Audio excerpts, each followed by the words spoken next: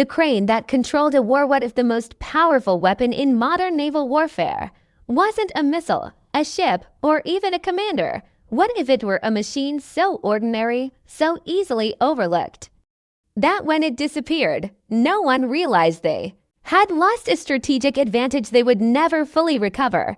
In the opening weeks of Operation Epic Fury, the night skies over contested waters flickered with fire. From the decks of United States Navy destroyers, vertical launch systems erupted in synchronized fury. Steel hatches snapped open, flames burst outward, and one after another, hundreds of Tomahawk cruise missiles surged into the darkness low, fast, and unstoppable. By the end of 5 weeks, over 850 Tomahawks had been launched. It was the largest cruise missile campaign in history. But behind that staggering number was a quiet, unsettling truth. The system that made such sustained firepower possible was no longer there. A war of numbers and limits. To understand the problem, you have to understand the math.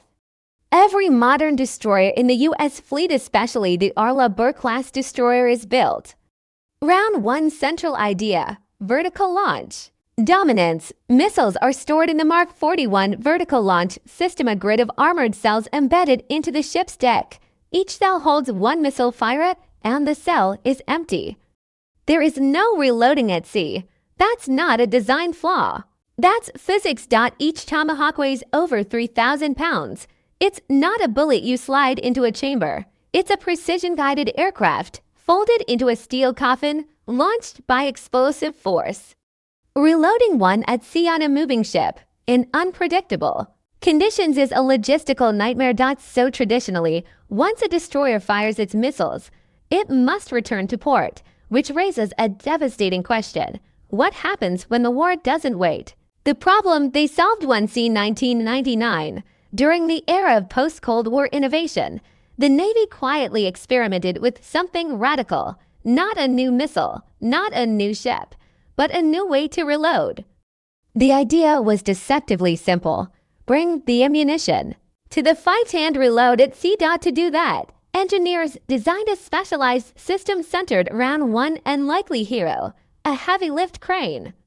Not just any crane, but one engineered with extraordinary precision. It had to compensate for the movement of two vessels at once, the destroyer and the supply ship. It had to align multi-ton missile canisters with centimeter-level accuracy. And it had to do all of this in open ocean conditions. The result was a system that worked. It wasn't theoretical. It wasn't a prototype that failed. It was tested, proven, operational. For the first time, a destroyer could reload its vertical launch system without returning to port. It meant persistence. It meant sustained strike capability. It meant a ship could stay in the fight indefinitely. The trade that changed everything. But engineering is always about trade-offs. Nothing comes free. To make space for the equipment required to enable at-sea reloading, the structural reinforcements, the handling systems, the integration points, the Navy made a decision. They gave up 6 missile cells. 6 on a ship that might carry 90 or more. It didn't seem like much, a small sacrifice for a revolutionary capability. At the time, it made sense because 6 fewer missiles didn't matter. If you could reload again and again, the math worked. The physics worked, the system worked, and then it vanished somewhere between shifting budgets, changing doctrines, and the illusion of uncontested dominance. After the Cold War, the system disappeared. The crane was decommissioned. The program was shelved. The capability faded into obscurity. The Navy kept the ships, they kept the missiles, but they lost the ability to reload at sea. And with that, they unknowingly returned to a limitation they thought they had already solved. The war that exposed the gap, Operation Epic Fury, didn't begin as a test. It began as a demonstration of overwhelming force. Targets were identified, coordinates confirmed, strike packages planned. Destroyers moved into position, and then the launches began. Day after day, night after night, Tomahawks were fired in waves, precision strikes across vast distances. It was flawless, until it wasn't. Because every missile fired brought the fleet closer to a hard limit. Cells emptied, ships rotated out, supply chains stretched thin, time measured not in hours, but in reload cycles became the new enemy. And in the middle of the most intense cruise missile campaign in history, the Navy was forced to do something it had hoped to avoid. Pause the weapon that wasn't a weapon. Commanders reviewed options, logistics teams ran projections, engineers revisited old concepts, and somewhere in the archives, buried under decades of assumptions, they found it, the solution they had already built. A crane, a system that could have kept ships on station, a capability that could have turned pauses into pressure. But it was gone, not destroyed in battle, not rendered obsolete by technology, just forgotten. A replacement too late by the time the problem became undeniable. Efforts were already underway to bring the capability back. New designs, improved stabilization systems, advanced automation, a next-generation approach to at-sea reloading. And this time, it was even better, more precise, more resilient, more adaptable. It worked. It passed tests. It proved the concept. All over again. But by the time it was ready, the war had moved on. The window where it could have made the difference had already closed. The lesson written in steel in military history, we often remember the weapons, the battles, the victories, but sometimes the most important lessons come from what's missing. In Operation Epic Fury, the United States demonstrated unmatched strike capability, but it also rediscovered a fundamental truth. Firepower is not just about how much you can launch. It's about how long you can keep launching. And sometimes, the difference between dominance and delay isn't a missile. It's a machine no one thought to keep. To be continued. Part 2 will dive into the technical mechanics of at-sea, reloading, real-world parallels, and the hidden logistics war behind modern naval power. The physics of persistence war, at its highest level, looks like strategy. From a distance, it's maps, arrows, and decisions made in quiet rooms. But up close where steel meets salt water, it becomes something else entirely. It becomes physics. The ocean doesn't stand still. There is a reason why the United States Navy never designed the Mark 41 vertical launch system to be reloaded at sea in the first place. It wasn't oversight. It was reality. Two ships in the open ocean never truly stop moving. Even in calm conditions, they pitch, roll, and yaw on its own rhythm, each responding differently to waves, wind, and weight distribution. Now imagine lifting a 3,000-pound Tomahawk cruise missile canister, not just lifting it but guiding it with surgical precision into a narrow vertical cell, with tolerances measured in centimeters, while both platforms are moving independently continuously. It's single quotes S, not just difficult. It borders on impossible. The alignment problem, engineers gave it a name, the alignment problem. If the canister was even slightly off-angled during insertion, the consequences could be catastrophic. A damaged missile, a jammed launch cell, or worse, a structural failure that could render the entire system inoperable. In a controlled dockyard environment, this isn't an issue. Cranes are stable. Platforms are fixed. Variables are minimized. But at sea, everything becomes dynamic. The solution required more than strength. It required synchronization. Building a machine that could think. The crane developed in the late 1990s wasn't just a lifting device. It was a compensation system. Sensors tracked motion in real time, measuring the movement of both ships down to fractions of a second. Hydraulic systems responded instantly, adjusting the crane's position to counteract roll and pitch. It didn't stop the ocean from moving. It adapted to it. In effect, the crane created a temporary moment of stillness between two moving objects, just long enough to complete the transfer. Just long enough to reload a weapon that would travel hundreds of miles. It was engineering at its most elegant, not resisting physics. Working with it. The logistics war no one sees during Operation Epic Fury. Headlines focused on numbers. 850 missiles. Precision strikes. Strategic targets neutralized. But behind every launch was a quieter battle, one fought, not with weapons, but with time. Because every Arleigh Burke-class destroyer had a countdown built into it, not a clock, a magazine. Each missile fired reduced the ship's combat potential.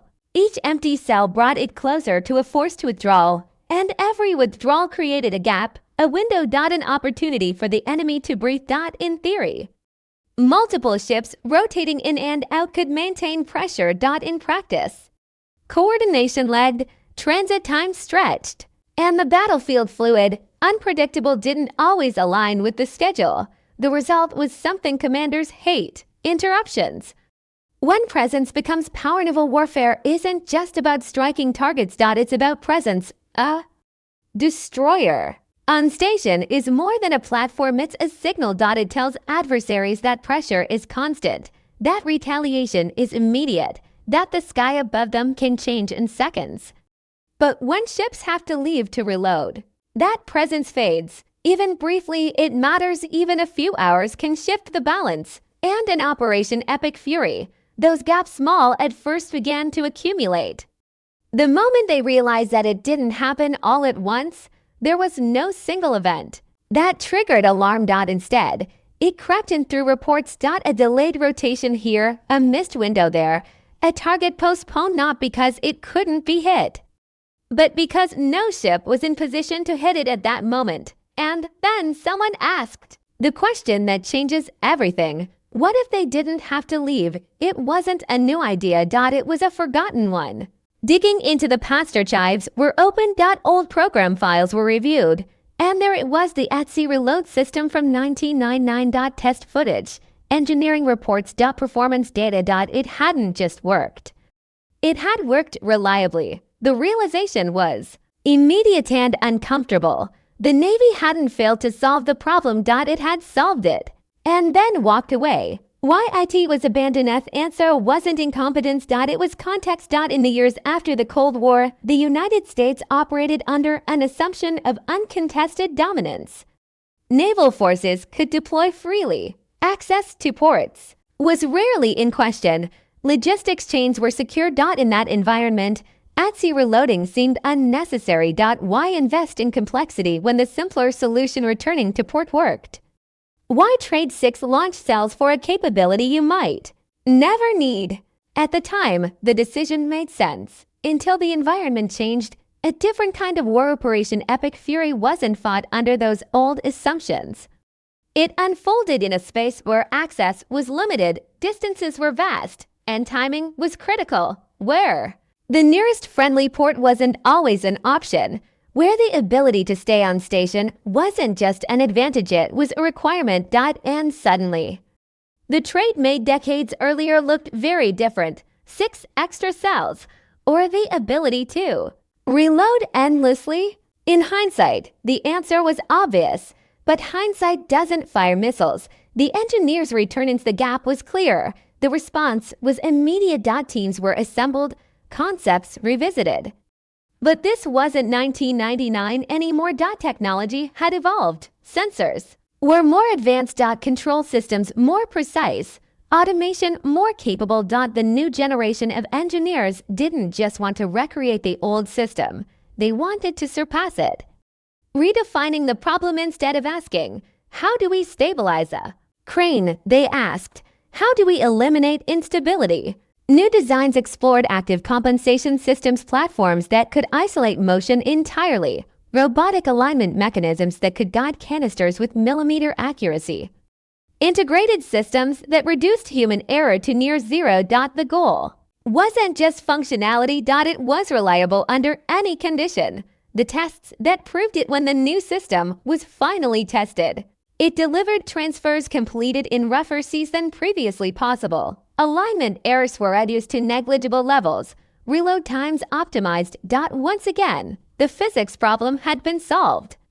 And once again, the solution worked.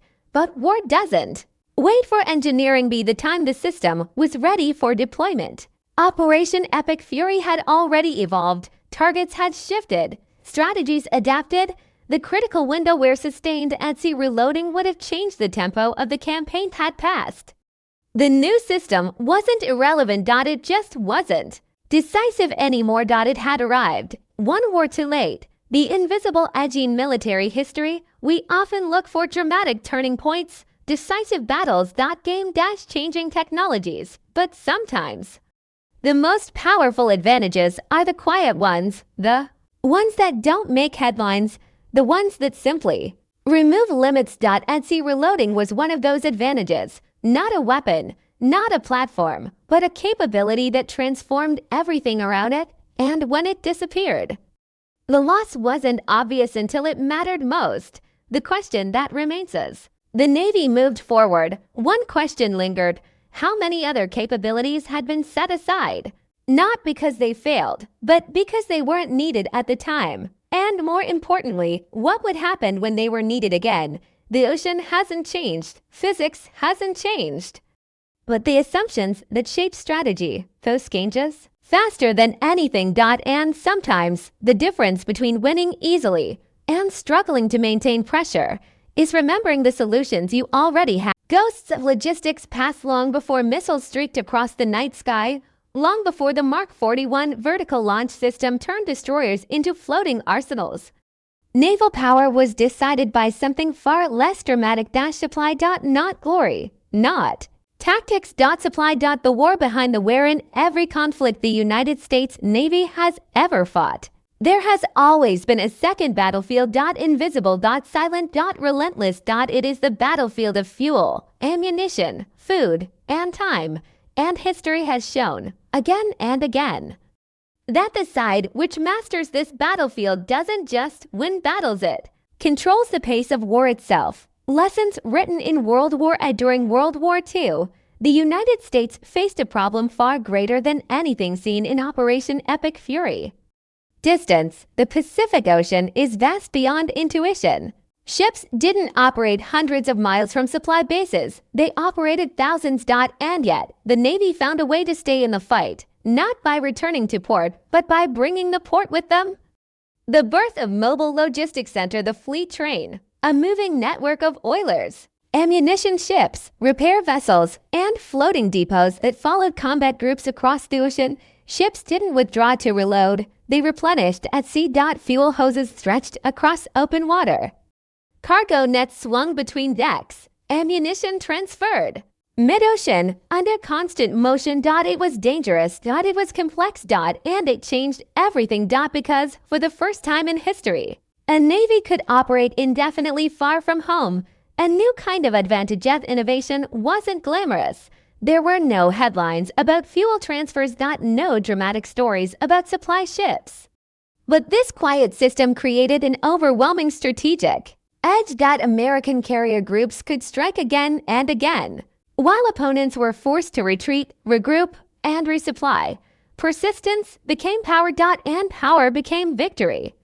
The DNA of modern naval warfare, everything that came later from carrier strike groups to missile destroyers, was built on that foundation. The idea that naval forces should not just fight effectively but remain present continuously. The Arleigh Burke-class destroyer is, in many ways, the descendant of that philosophy, a ship designed not just to strike, but to sustain pressure. To operate as part of a network. To remain in contested space. But there was one difference. One critical gap. The thing that wasn't modernized: fuel. Solved food, solved spare parts, solved missiles, not solved, not fully. While nearly every other aspect of naval logistics evolved to support continuous operations, vertical launch systems remained bound to a hard limit. Once empty, they stayed empty.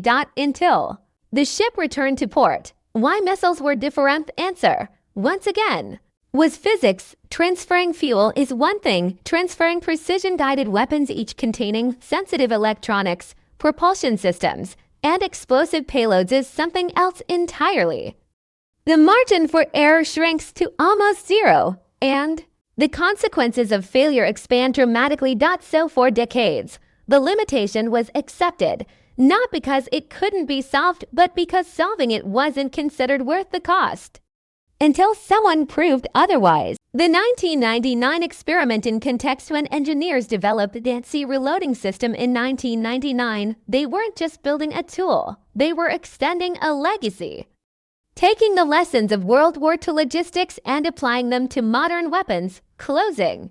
The last major gap in sustained naval operations. And for a brief moment, they succeeded. The crane wasn't just a machine. It was a continuation of an idea that had shaped naval dominance for decades. And then history repeated itself in reverse. A fleet train of World War II was born out of necessity. Without it, operations would have failed. But in the decades that followed, as global conditions shifted and access to bases expanded, some of that urgency faded. Capabilities once seen as essential became optional. The option became unnecessary, and the necessary became forgotten.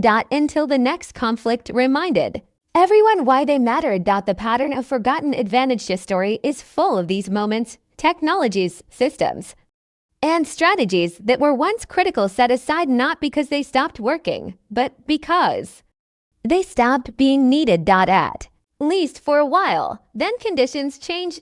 And suddenly, the old solutions become relevant again. But by then, they've been lost, dismantled, or left behind. Operation Epic Fury was one of those moments. The modern battlefield is different. Like the uncontested environments of the past, modern conflicts are defined by restriction, limited access, denied areas. Long distances without secure ports. In this environment, the ability to remain on station isn't just convenient, it's decisive. Every departure creates risk, every gap invites opportunity, and every delay shifts momentum. The cost of rediscovery when the Navy revisited at sea. Reloading. They weren't starting from zero. They had the knowledge, the data, the proof, but rebuilding a capability is never as simple as reactivating it. Skills have to be REALED. Infrastructure rebuilt. Systems re-engineered for modern standards. Time is lost. And in war, time is everything. The ships that kept leaving during Operation Epic Fury, destroyers cycled in and out of the operational zone with mechanical precision. Arrive. Fire. Depart. Reload. Return. It worked, but it wasn't seamless. Every rotation introduced friction. Every transition created a window where presence diminished. And while those windows were small, they were real. And in a conflict measured in moments, small gaps can have large consequences. The crane as a symbol. Now, the crane had become more than just a piece of equipment. It represented something deeper. A choice, a trade-off was made years earlier between capacity and flexibility. Between immediate firepower and sustained presence, 6 extra cells, or the ability to keep fighting without interruption. At the time, the choice favored capacity. Operation Epic Fury exposed the cost of that decision. The return to first principles as engineers worked on the next generation system. They weren't just solving a technical problem. They were returning to a fundamental question. What does it mean to dominate at sea? Is it having the most weapons? Or is it having the ability to use them continuously, without pause? The answer increasingly pointed to the latter. The future takes shape. New systems being developed weren't limited to cranes. They explored modular reload platforms. Autonomous transfer systems, even concepts involving unmanned support vessels, designed specifically for missile resupply. The goal wasn't just to restore a lost capability, but to ensure it would never be lost again. A lesson beyond the Naval story of the crane extends beyond naval warfare. It applies to every system, every organization, every strategy, because the most dangerous limitations are the ones you think you've already solved, the ones you stop paying attention to, the ones that quietly return when conditions change. The war that taught nothing new and everything again. Operation Epic Fury didn't introduce a new principle. It reinforced an old one. The same principle that guided fleets across the Pacific in World War II. The same principle that shaped decades of naval doctrine. Sustainment is strategy, logistics is power, and persistence wins wars. The final question is the Navy moves forward, integrating new systems and rediscovering old ideas. One question remains. Next time, will the solution already be there? Or will it have to be rebuilt? Again, the ocean keeps its lessons. It doesn't forget, and it doesn't forgive. It simply waits for the moment when assumptions meet reality. * the human edge machines. solve problems, but people decide whether those solutions survive. And in the story of the crane, the system that could have changed the tempo of Operation Epic Fury, the most overlooked factor wasn't energy ni ring. It was human judgment. The men and women between steel and Sean the Deco-fan Arla Burr-class destroyer. Everything feels controlled. Systems are automated, procedures are rehearsed, commands flow with precision. But the moment you step outside onto the open deck, where wind cuts across steel, and the ocean moves beneath your feet, that sense of control fades. Because out there, no system operates alone. Every action depends on people. What it takes to move a missile handling a Tomahawk cruise missile isn't like loading ammunition in a convenzione. Since each missile is sealed inside a canister, pressurized, protected, and designed for long-term storage. But once the canister leaves its rack, it becomes something else, a suspended mass of lethal precision. Guiding it into a Mark 41 vertical launch system cell requires more than machinery. It requires coordination between operators, signalers, safety officers, and engineers. Every movement is deliberate. Every second is monitored. Because the margin for error is razor thin. The moment of transfer and test footage from the late 1990s, long buried in archives, and only revisited years later, the process looks almost surreal. Two ships sit side by side. The sea rolls beneath them. A crane extends outward, carrying a missile canister suspended by cables. And for a brief moment, everything aligns, not because the ocean stops, but because the system compensates. The canister hovers. Guides adjust. Operators communicate in short, precise commands, and then slowly it lowers into place. A perfect insertion, a flawless transfer, a capability proven. What the footage doesn't show, what those recordings don't capture, is the tension. The constant awareness that something could go wrong, because even with advanced systems, the human element remains critical. A delayed command, a misread signal, a sudden shift in sea state. Any one of these could disrupt the process. And when you're dealing with multi-ton payloads, disruption isn't just inconvenient. It's dangerous. *WHY. The program failed when the ETSI reload system was evaluated for long-term adoption. The discussion didn't revolve solely around whether it worked. It clearly did. The question was whether it was worth sustaining. Training crews to operate the system required time and resources. Maintaining the equipment added complexity. Integrating it into operational doctrine meant changing established procedures. And so, quietly, the decision was made not to cancel, not to reject, but to deprioritize. The nature of quiet decisions in large organizations like the United States Navy. Not every decision is dramatic. Some don't come with announcements. They don't make headlines. They simply shift focus. Budgets move elsewhere. Training cycles adjust. Equipment is phased out. And over time, a capability that once existed no longer does. The generation that never saw it be the time Operation Epic Fury began. An entire generation of sailors had entered the fleet without ever encountering the ETSI reload system. To them, the limitation of vertical launch systems wasn't a problem. It was just the way things were. Ships fired their missiles. Then they returned to port. That was the cycle. That was the assumption. And assumptions, once embedded, are hard to challenge.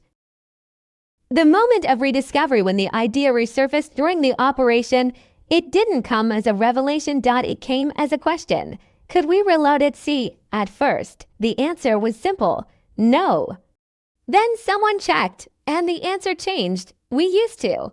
That shift from impossibility to forgotten possibility was subtle, but it carried weight. Because it meant the limitation wasn't fundamental. It was chosen. The engineers and the crew's development of the new system accelerated. A new challenge emerged, bridging the gap between design and operation. Engineers could build a system that worked in controlled conditions, but sailors had to use it in real ones. Training programs were developed, simulations conducted, procedures refined, because, in the end, the system's success wouldn't be measured by test results but by whether crews could rely on it when it mattered most. near misses, and hard lessons during early trials of the next-generation system. Not everything went perfectly. Alignment, delays, unexpected motion patterns, moments where the system had to pause and reset. None of these were failures, but each one was a reminder. The ocean doesn't cooperate. It challenges. Constantly. And any system designed to operate within it must be resilient not just technically, but operationally. The human factor in modern warfare. In an era of automation, it's easy to assume that machines carry the burden, but the reality is more complex. Machines extend capability, people sustain it without trained operators. Even the most advanced system becomes useless. Without institutional knowledge, even proven solutions can disappear. And without deliberate effort, hard-earned lessons can be forgotten. The cost of forgotten Operation Epic Fury didn't fail. Far from it. It demonstrated overwhelming capability, but it also revealed a gap, one that didn't need to exist, a gap created not by technological limitation, but by the gradual erosion of focus. And that's what made it significant, because it showed how easily an advantage can be lost, not in a single decision, but over time. The return of the capabilities. The new at-sea reload system moved toward operational readiness. It carried more than technical improvements. It carried awareness. A recognition that this capability wasn't optional, that it addressed a real limitation, that it needed to be maintained, not just built.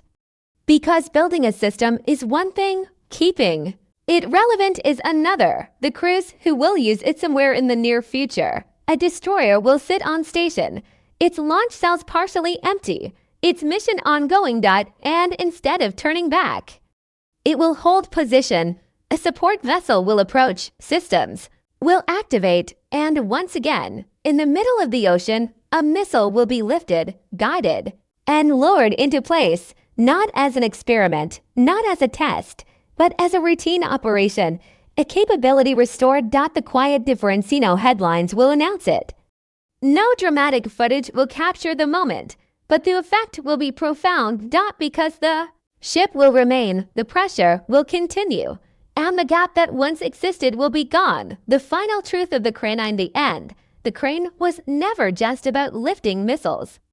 It was about lifting a limitation, a constraint imposed not by physics, but by choice. And in removing that constraint, even briefly, it revealed what was possible. What comes next? Story isn't over, because the next challenge isn't rebuilding the capability. It's ensuring it isn't lost again, which means more than technology. It means doctrine. Training. Commitment. And the willingness to remember that even the smallest systems can have the largest impact. The war may be fought with missiles, but it is sustained by decisions. And sometimes the most important decision isn't what to build, but what to keep. The next war is already here. What if the most important battle of the next war has already been decided?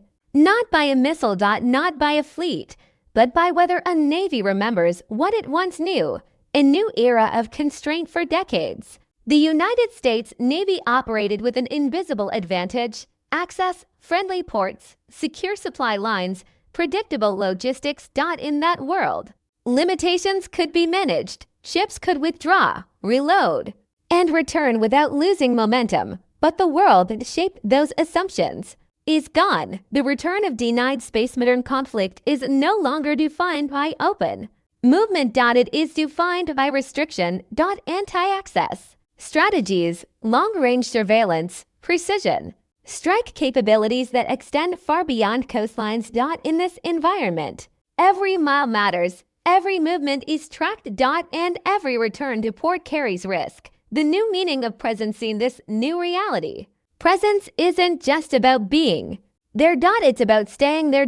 An Arla Burr-class destroyer on station represents more than firepower. It represents continuity. Pressure. Deterrence. But that presence is only as strong as its endurance. And endurance is no longer measured in fuel or food. It's measured in missiles. The limit that shapes Strategize. Mark 41. Vertical launch system remains one of the most powerful tools in naval warfare, but it still carries a fundamental constraint. Finite capacity. Every cell is a decision. Every launch is a trade-off. And once those cells are empty, the ship's role changes from striker to observer unless something changes that equation. The return of a forgotten idea. Revival of at-sea reloading isn't just a technical upgrade. It's a strategic shift. It transforms how commanders think about deployment, how missions are planned. How pressure is applied, because it removes the most critical limitation in sustained operations. It turns a finite system into a renewable one. What changes and what doesn't? Even with this capability restored, the fundamentals of physics remain. The ocean still moves, mass still resists motion, precision still demands control. But the difference now is preparation. The system isn't being rediscovered in the middle of a conflict. It's being integrated before the next one begins. A different kind of advantage. Future conflicts won't be decided by who has the most weapons. They will be decided by who can use them the longest. Who can maintain pressure without interruption. Who can adapt faster when conditions change. At-sea reloading doesn't guarantee victory, but it removes a disadvantage. And in high-level conflict, removing a disadvantage can be just as important as gaining an advantage. The network expands. The next generation of naval logistics won't rely on a single system. It will be layered. Support ships designed specifically for rearming, autonomous platforms extending reach, distributed supply chains reduce vulnerability. The crane, the original solution, becomes part of a larger ecosystem. The network designed not just to support combat, but to sustain it indefinitely. The lesson for strategists. Oration Epic Fury revealed something subtle but critical. The gap between capability and application. The Navy had the knowledge. It had the proof. It even had a working system once. But without continuous integration into doctrine, that capability faded. The lesson is clear. A solution only matters if it's maintained. The cost of assumption of every era carries its own assumptions. That access will remain open, that logistics will remain secure, that past solutions will always be available when needed. But history shows otherwise. Conditions change, threats evolve. And assumptions, no matter how reasonable, eventually break. The next next conflict may not allow time for rediscovery. There may be no pause to revisit old designs. No opportunity to rebuild lost capabilities mid-operation, which means the decisions made now, what to keep, what to invest in. What to remember will determine what's possible then. The crane as a warning. Crane that once enabled at-sea reloading is gone, but its story remains. Not as a footnote. As a warning, a reminder that even proven solutions can disappear, that even successful systems can be set aside, and that when they are needed again, the cost of rebuilding them may come too late. The quiet transformations are in a shipyard or a test facility.